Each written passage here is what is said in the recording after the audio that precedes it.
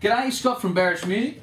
We're here today with Australian songwriter, singer and guitarist Jimi Hocking as part of the 2012 Rock Music Summer School, supported by Barratts Music down at UC College. G'day Jimmy. G'day Scott, good to see you. Yeah, good to see you too. Thanks for your time. Pleasure, nice to be here again. Great clinic last night. Just a few questions. Just share a bit of yourself with the people. How did you get started in music? Well, I was very lucky. I pretty much had the dream run in music because my parents are both musicians. So my dad, still working, Kevin Hocking, he a great piano player and worked in theatre and television basically for a long time when I was a kid. And my mum was a light opera singer. Used to do a lot of kind of Gilbert and Sullivan kind of operas and sort of show busy things, and diversified, did floor shows and stuff like that for extra money when we were kids growing up. So it was actually almost expected that we all took to music. So we all had piano lessons. I guess I was like 5 or 6 when we started that, and shortly after that I saw Hard Day's Night on the TV and I went crazy for the guitar idea. Before I can even remember, Dad tells stories about me making guitars out of cornflake boxes, you know, so I was already on it and finally got one, a classical guitar one Christmas. Cool. That was it. Excellent, excellent. So from there, what have been your musical influences along the way?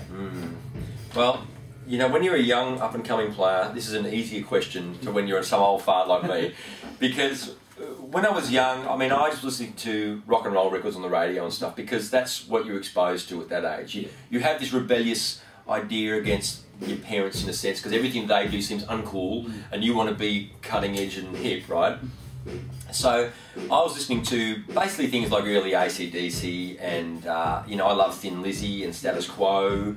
I loved all those bands, but at the same token, my dad was not so unhip in my eyes at that age that I didn't like what he was doing because he had very groovy friends, a lot of jazzers and people that would come in and they all had long hair and, you know, they seemed like kind of cool people. So I was interested in my dad and what he was doing.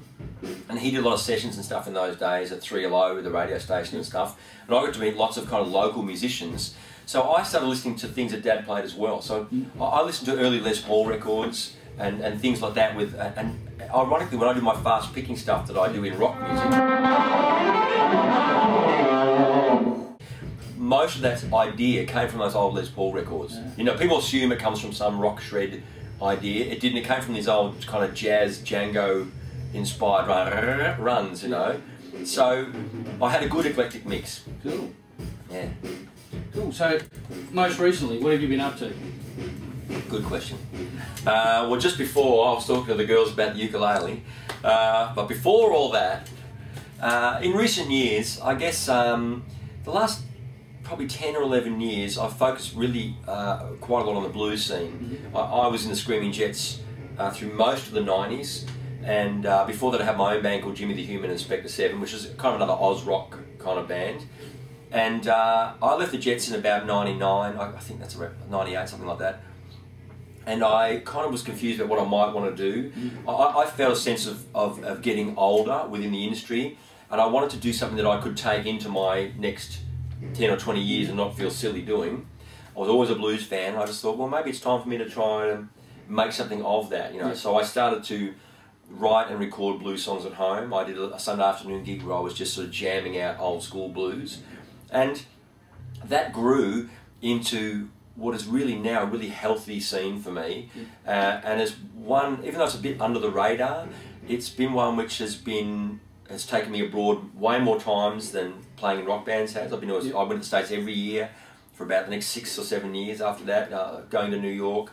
I won an award in Memphis at the Blues Society there.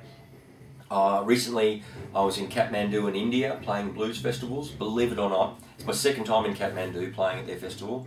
So it's interesting what, you know, like sometimes following your bliss is sort of the thing, you know, like it's cliche, but it's funny how that works out. So I've been doing a lot of that, but simultaneously in the last 2 years I also rejoined the Screaming Jets for some touring. We toured last year with Status Quo, and this year we haven't done as much. Well, hang on, this year it's early in the year, but the last 12 months we haven't done as much as the previous year. But we're taking some time off now, and I think we'll probably need to write a new album and get busy behind the scenes for the band. So that will happen. But simultaneously, I'm also working on a new electric blues album. I'm also working on a blues mandolin album, which is something else I've been doing these last few years. And I'm being a recording engineer for my dad's project, which is recording a series of piano solo albums. Yep. So, you know, in between that I'm drinking coffee and trying to get some sleep at night, you know.